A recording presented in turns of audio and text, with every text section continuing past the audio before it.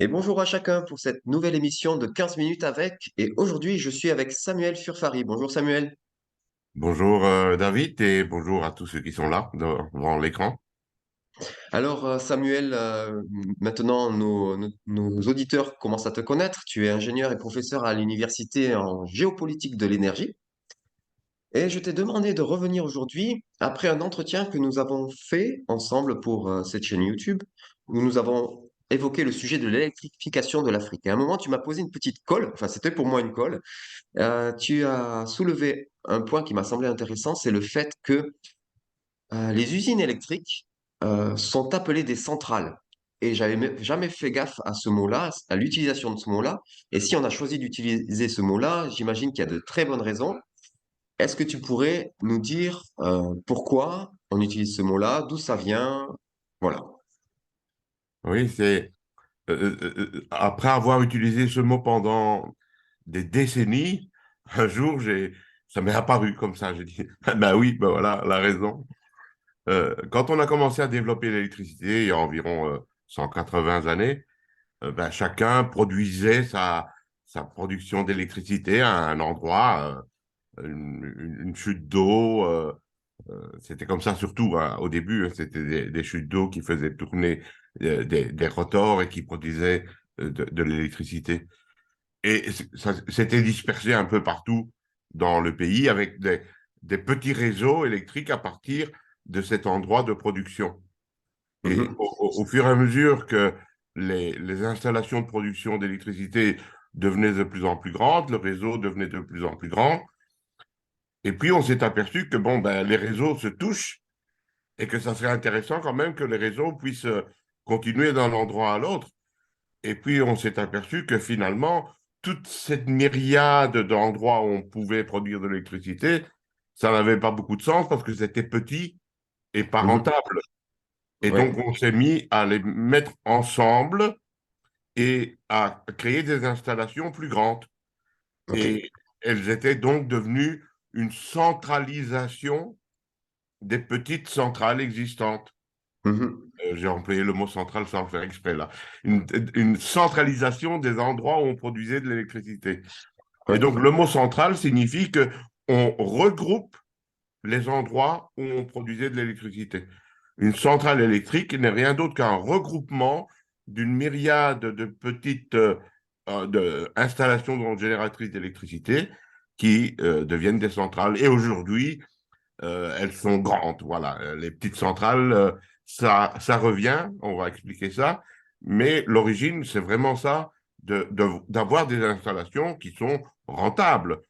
Parce que il faut enlever de la tête des gens que ce qui est petit est bien. C'est pas vrai. Euh, si on a créé des centrales, c'est parce que c'est mieux qu'une myriade de petites installations. Le rendement est meilleur, on gère mieux, on contrôle mieux la pollution. Exemple, on sait contrôler la pollution d'une centrale électrique. C'est grand, et derrière les cheminées qui produisent de la fumée, on met des installations pour laver les fumées. Ça s'appelle comme ça. On lave les fumées. Comme on lave son linge, on lave les fumées des centrales électriques. Et donc, ce qu'on envoie dans l'atmosphère, c'est propre. On ne Ok. sait pas le faire avec votre voiture parce que C'est vrai. c'est trop petit. Voilà, on ne sait pas le faire avec la cheminée à la maison parce que c'est trop petit. Et donc, dire que parce que c'est petit, c'est mieux, c'est faux. Mais voilà, il y a beaucoup de choses fausses dans le monde de l'énergie que les gens pensent parce qu'on voilà, on ne réfléchit pas. Du coup, ça permet, si je comprends bien, de pouvoir gérer le réseau plus facilement. Est-ce que c'est parce que si on le gère pas globalement, ça peut poser des soucis si chacun fait son histoire dans son coin? Comment ça se passe du côté du réseau? Le réseau est quelque chose d'extrêmement compliqué. Quand dans les écoles d'ingénieurs, il y a en électromécanique, il y a ce qu'on appelle des ingénieurs réseau. C'est une particularité des ingénieurs qui sont formés pour gérer le réseau électrique. Pourquoi? Parce que c'est extrêmement compliqué. Ça fonctionne. La preuve, c'est qu'on a des grands réseaux. Donc, le problème n'est pas là. Mais ça demande beaucoup de savoir-faire pour gérer ce réseau électrique. Vous avez soif. Vous ouvrez votre frigo pour prendre quelque chose pour boire. Il y a une nouvelle consommation d'électricité, Mm. ne serait-ce que la lampe du frigo ou bien le frigo qui va se mettre en route. Instantanément, pas une milliseconde après, instantanément, il y a une consommation d'électricité qui doit être produite quelque part, Mhm. instantanément. Et vous mettez des millions d'opérations comme ça, instantanées, les unes derrière les autres, le réseau doit réagir instantanément. Parce que l'électricité, ça ne se stocke pas. Oui, ça se stocke un tout petit peu dans les batteries de téléphone, mais ça, c'est des gadgets. Dans les réseaux, ça ne se stocke pas. Et donc, cette électricité doit être produite au moment où vous la consommez. S'il n'y a pas d'électricité, ben, il y a un déclenchement du réseau. Et donc, cette gestion du réseau implique que, quelque part, dans le réseau, une centrale électrique doit produire plus pour satisfaire votre consommation d'électricité. C'est un peu comme votre pédale d'accélérateur. Vous appuyez sur la pédale et la voiture réagit un peu plus vite. Et quelque part, dans une centrale, il va y avoir quelqu'un qui pousse un peu plus vite. Ce qui Mm. fait que tout au long de la journée, le réseau électrique ne produit jamais la même chose. Vous vous levez le matin, tout le monde se lève le matin, on fait le café, le petit déjeuner, etc. Il y a une nouvelle consommation d'électricité. Et donc, on part en pointe dans la Mhm. production d'électricité. Et puis, pendant la journée, la pointe diminue un peu. Et puis, pendant midi, ça remonte un tout petit peu. Puis, ça se stabilise. Et le soir, ben voilà, on rentre à la maison, les trains, il y a plus de trains de navetteurs, on regarde la télévision, les enfants prennent leur douche et donc il y a plus d'eau chaude. Et il y a une nouvelle pointe. Et puis qui diminue pendant la nuit, il se stabilise. Et tout ça doit fonctionner de manière impeccable. Parce que Mm. sinon, il y a un déclenchement. Tout ça est compliqué. Et ça demande des centrales différentes. La base, qui est toujours à peu près la même pendant la Mhm. journée, ben celle-là, elle est fournie par des centrales nucléaires. OK. Celle qui est au-dessus, ben, elle est fournie, celle qui varie aussi, mais pas tellement, elle est fournie par exemple par les centrales hydroélectriques. On Mhm. ouvre un peu le robinet, on ferme un peu le robinet, et la centrale électrique produit un peu plus, hydroélectrique produit un peu plus ou un peu moins. Et puis, il y a des petites pointes. Ben ça peut être une centrale au gaz qui fait une petite pointe pendant un quart d'heure ou bien pendant 2 minutes. Parfois, OK. ça peut être même du fuel. C'est cher le fuel, n'est-ce pas? Et pourtant, Mm. pendant 3 minutes, 4 minutes, il peut y avoir une centrale au fuel qui, pop, produit quelques minutes pour pouvoir euh, fonctionner. Vous comprenez bien que à Ouais. partir de là, vient votre question. Je suppose que vous avez la question sur le bout des lèvres, David. Euh, Exactement. Ma question, c'est, du coup, là, depuis des vingtaine d'années, on voit fleurir partout des toutes petites productions électriques, des panneaux, des éoliennes, et là, on se redécentralise. Du coup, exactement, ces dernières années, le réseau se recomplexifie. exactement, OK? exactement. Donc, on était parti en décentraliser, puis on s'est dit, ben non, c'est idiot, on va centraliser. Et maintenant, pour défendre les énergies renouvelables, on veut décentraliser et on a mis dans la tête des gens, ah, c'est beau la décentralisation de l'énergie. Non, c'est idiot la décentralisation de l'énergie. Et ça complique le réseau. Et comme l'Union européenne a décidé que la production décentralisée moderne doit être prioritaire, ce n'est plus le nucléaire qui est dans le fond, Hmm. qui est la base. C'est ce qui perturbe qui est la base, Hmm. l'éolien et le solaire. Et comme l'éolien et le solaire varient de manière constante, on a inversé la logique des ingénieurs, qui était avant une base et puis les perturbations au-dessus. Maintenant, on met les perturbations d'abord et puis tout le reste doit suivre. Ça, c'est extrêmement compliqué. C'est Euh, faisable. La preuve, c'est qu'on a environ 15% d'électricité renouvelable. Donc, c'est faisable. Mais oui, mais ça moi, complique tout. Non ben oui. seulement ça complique tout, mais ça rend tout plus cher. Et donc, la conclusion de tout ça, c'est que c'est faux, archi faux, de dire que les énergies renouvelables sont bon marché. Elles sont bon marché quand on les produit. Mais puis, elles viennent tellement perturber le réseau que, in fine, c'est plus cher. Mais du coup, il y a une question qui n'était pas du tout prévue, mais là, moi, je la vois venir grosse comme une maison. C'est que, je sais pas comment c'est chez toi en Belgique, mais nous, en France, on avait un producteur historique et unique, géré par l'État, qui faisait du super bon boulot. Et actuellement, on a imposé une fausse libéralisation, parce que ça n'a rien d'une libéralisation, puisque tout est imposé.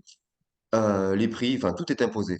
Mais du coup, qui va gérer tous, j'ai pas de mots, tout ce joyeux, cette joyeuse problématique, pour rester très Alors, poli, s'il n'y a plus un centralisateur, quelqu'un qui gère tout ça?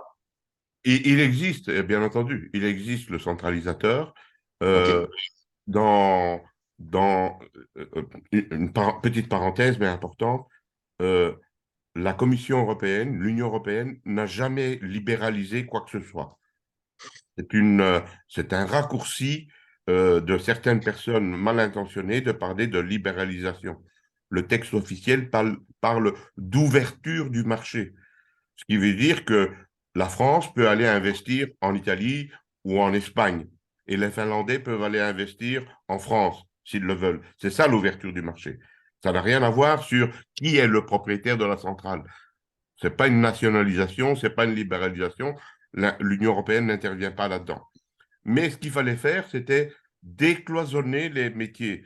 Donc, il y avait le métier de celui qui produit l'électricité, celui qui possède la centrale.